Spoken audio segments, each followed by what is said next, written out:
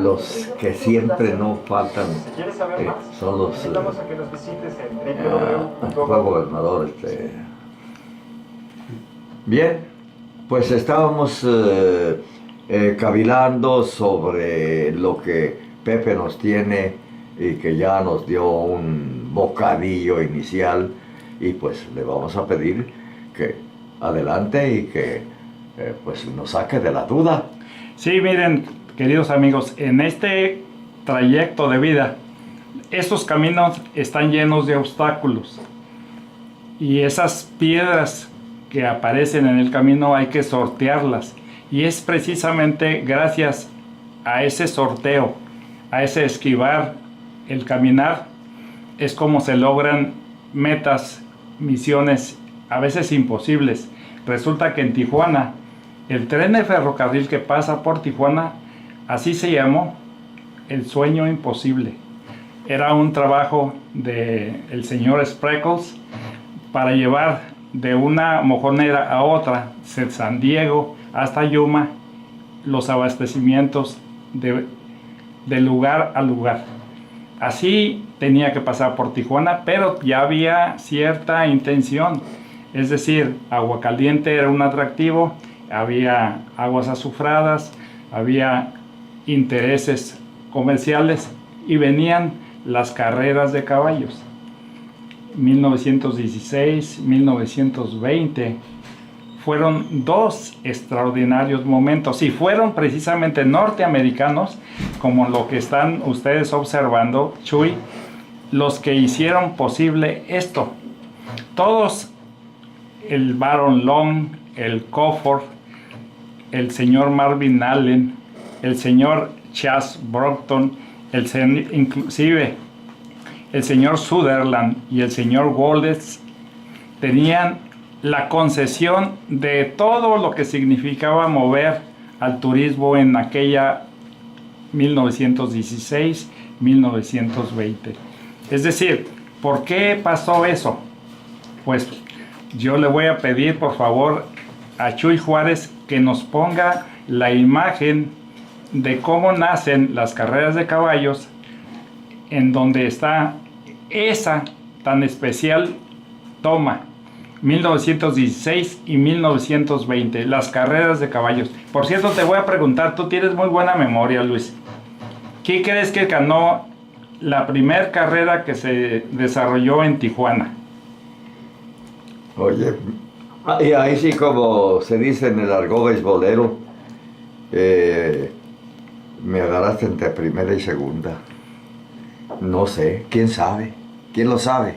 Ah, quién sabe, así se llamó el caballo que ganó la primera carrera, por si no lo sabías. Quién sabe, es el nombre del caballo que ganó la primera carrera en 1916, un 1 de enero. Y ahí está el hipódromo Sunset, que en ese tiempo era, fíjense lo que dio esas carreras de caballos. Imagínense, 8,888 personas vinieron a la inauguración. Y para 1920 vinieron 65,000 turistas a Tijuana, un 4 de julio. Tan es así que se multiplicó el servicio que implica ese tipo de situaciones. Sí, Memo, ¿quieres hablar? Sí, precisamente en el primer hipódromo que hubo Tijuana, que estuvo en la línea, mundialmente se pagó los premios más altos, $100,000 de ese tiempo, aquí en Tijuana. Era el premio más alto de todo el mundo. Pues fíjate, curiosamente decimos que hay que transportar a ese turismo, y ahí nace un gremio de choferes. Pero ¿qué creen? Que todos eran norteamericanos. Todos eran norteamericanos. La Sutherland, el señor Fred Sutherland y el señor James Wallet eran los que tenían la concesión de hacer ese recorrido. Traían gente de San Diego y lo dejaban en la línea, 65 centavos cobraban. Y traían a la gente de San Diego hacia lo que era el centro, les cobraban 15 centavos de aquellos ayeres.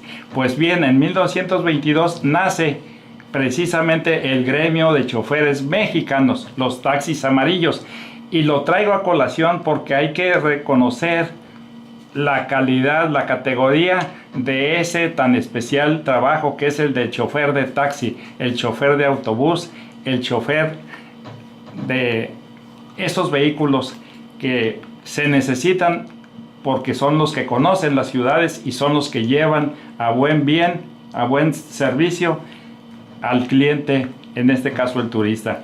Vean la categoría, esa fotografía es de 1922 y ahí en Historia de Familias vamos a recordar, y seguramente tú te vas a acordar de algunos, don Luis Franco Prado. Me acuerdo Luis Cubillas. De don Luis Cubillas, con quien tuve la oportunidad de hacer amistad. Ya avanzado de edad, don Luis, pero tuve esa satisfacción de estrechar su mano y saber lo que significaba dentro del gremio de choferes mexicanos. Voy a mencionar otros que son extraordinarios jefes de familia. Don José Mápula, don Jesús Cárdenas, que es el papá de Elvia Cárdenas, que se casó con César Leiva. César Leiva Gutiérrez se casó con la señora Evelia y era hija de don Jesús Cárdenas. Estamos hablando de ese tan especial grupo de... Vean, en esa fotografía se ve la calidad del tipo de trabajo que ellos desarrollaban. Taxis amarillos. Y no fue fácil conseguir quitar a los norteamericanos, que eran los que tenían esa concesión. Por eso es importante reconocerlos en esta Historia de Familias. Estamos hablando de un señor José Cariñán, de un señor Carlos Cuevas, de un señor Genaro Preciado. Aquí se alcanza a ver lo que era la pera, y el gremio de choferes mexicanos eran los que tenían precisamente en ese lugar su sitio de trabajo. Quiero decirles que para 1946 el gremio de choferes mexicanos, entre otros, fíjense cómo va aumentando el número de familias, ya a casi 100 choferes de aquella época, logran tener lo que ahora es el edificio de Taxis Amarillos, que es un edificio de 3 pisos. Eran 4.353 metros cuadrados. Aquí está la línea internacional. Adelante, don Luis. Viene a mi memoria el Quelite, que fue un connotado dirigente del gremio de choferes. Rafael Morales Vizcarra, todavía en el 46 todavía no llegaba, ¿eh? Todavía no llegaba. Estamos hablando poquito antes del famoso Quelite. Pero fíjate, Manuel Gastelum, que fue el abuelo el papá de Manuel Gastelum, también fue parte del gremio de choferes mexicanos, pero hicieron algo increíble. Y Manuel Gastelum Millán también fue parte del gremio de choferes mexicanos. También fue taxista don Manuel Gastelum Millán. Así es. Aquí está precisamente el lugar donde están los taxis amarillos. Pero fíjate, para 1926 hacen algo inédito. Y es ahí a donde quiero llegar, cómo el trabajo, primeramente del sindicato, el sindicalismo, lleva a la necesidad de tener autoridad. Ellos forman un grupo que se llama Partido Nacional Progresista, 1926. Y ese grupo de choferes, entre los que está Carlos Cuevas, está Jesús Cárdenas, Genaro Preciado, José Cariñán, ellos son candidatos a regidores y demás. Pepe, no sé qué relación tenga el nombre de Carlos Cuevas con un personaje de esa época que le decían el Chale Cuevas. Es el Chale Cuevas, precisamente, Carlos Cuevas. Carlos Cuevas. Así es. Entonces es hermano de Teófilo Cuevas. De Teófilo. Sí. Entonces, fíjate cómo ese Partido Nacional Progresista en ese tiempo manejaba Tijuana y Baja California nada menos que Abelardo Luján Rodríguez. Entonces ellos se enfrentan a ese grupo. Aquí está don Jesús Cárdenas en la fotografía, y es el candidato a regidor por ese Partido Nacional Progresista, pues quiere que sepan ustedes que ganan la elección, pero Abelardo Rodríguez de ninguna manera se quedó conforme con ello y canceló las elecciones. Por cierto, en ese tiempo era la lucha en la Tijuana de Zaragoza, así se llamaba la ciudad, porque el 1925 al 29 era Tijuana de Zaragoza. Aquí se encuentra precisamente el terreno ese, que son las 4.353 metros cuadrados de los taxis amarillos, y ahí se ve al centro lo que fue la aduana fronteriza y las colas de carros, tanto que van como que vienen. Fíjate nada más, si ves a la mano, al puro centro en la fotografía está la entrada, y eran 2 carriles nada más, y de salida se ven como 8. Sí se alcanza a ver claramente, inclusive al centro se ve lo que fue el parque Cuauhtémoc, Parque Montessori.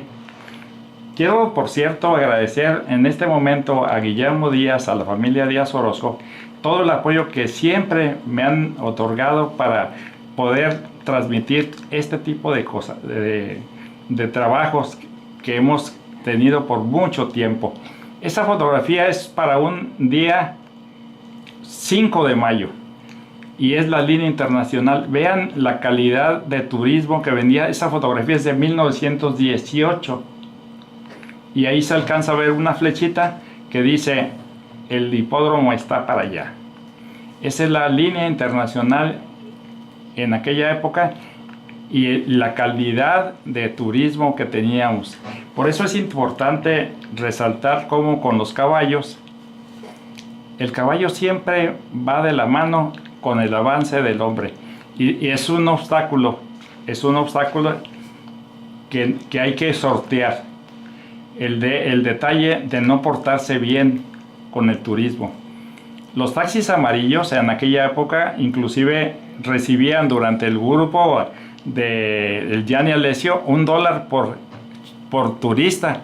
Se los pagaban llegando a la línea, al hipódromo, y de la línea, y recibían $1 extra, aparte de la propina que daban los turistas, porque ellos no cobraban.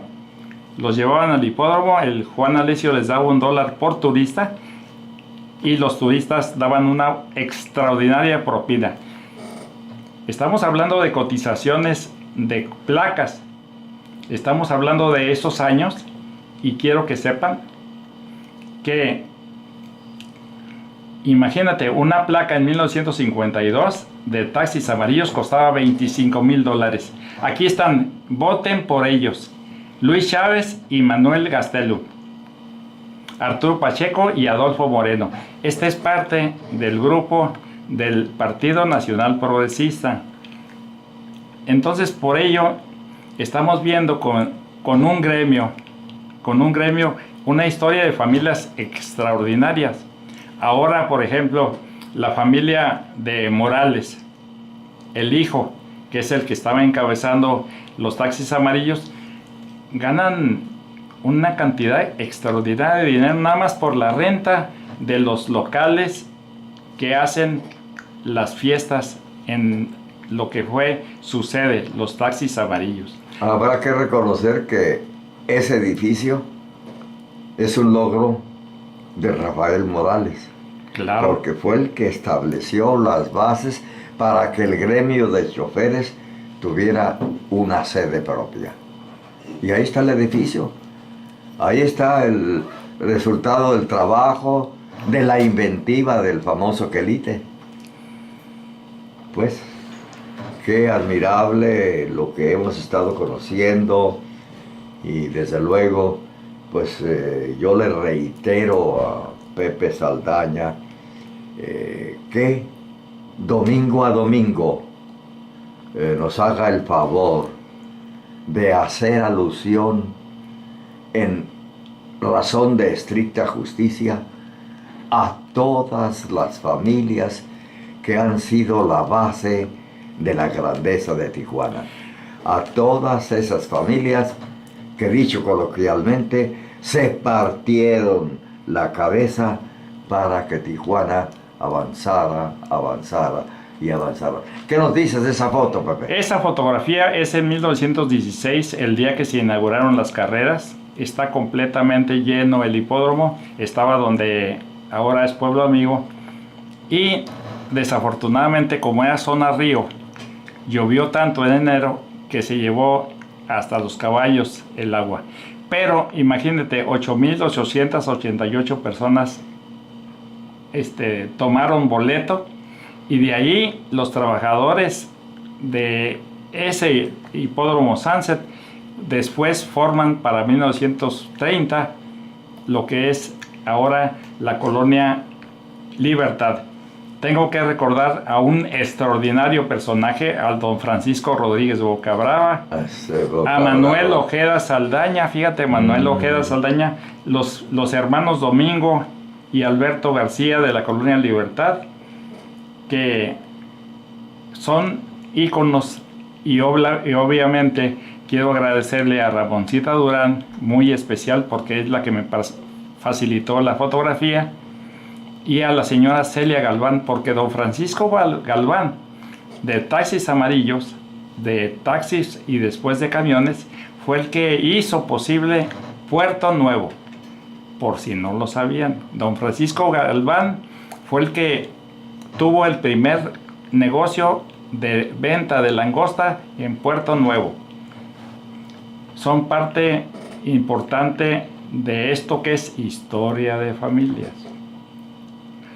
Espero que les haya gustado y les guste nuestro tipo de trabajo, y pues vamos a continuar. Es muy importante el relato de las historias de familias, puesto que va sirviendo para que los tijuanenses de nuevo cuño, o sea, las familias que han venido asentándose en Tijuana, vayan conociendo nuestros orígenes, cómo nació Tijuana, quiénes fueron las familias pioneras, quiénes fueron las familias en segundo término, o sea, las familias que fueron sucediéndose en relevo para que tengamos una Tijuana considerada la cuarta ciudad más importante de la República. En esta historia de familias vemos personas que actúan, no que ven, que llevan a cabo, no que son pausa en sus acciones. Por eso es importante, por ejemplo, ahora que vienen las elecciones, hay que participar, porque Tijuana es ejemplo de civilidad en el mundo. Por eso hay que tijuanizar al mundo, así de fácil. Tijuana es una marca, Pepe, que está en las principales capitales de Europa. Hay restaurantes en Roma, hay un restaurante Tijuana. En París hay un restaurante Tijuana. Por eso Tijuana es universal. Curioso que la marca Tijuana esté en las principales capitales de Europa. Y bien, llega el momento de despedirnos a nombre de Pasteurizadora Jersey del Noroeste, que alimenta a Tijuana desde 1926. Agradecemos la atención que nos han dispensado nuestros amigos de Ensenada, de Tecate, de Rosarito y de Mexicali. Que la pasen bonito en compañía de las familias. Muchas gracias, y enseguida estará con ustedes nuestro muy apreciable amigo Pedro López Solís. Complétame. El Cuervo. Ándale. Y bien, Sí. hasta la próxima semana, más bien hasta el domingo venidero. Que la pasen bien.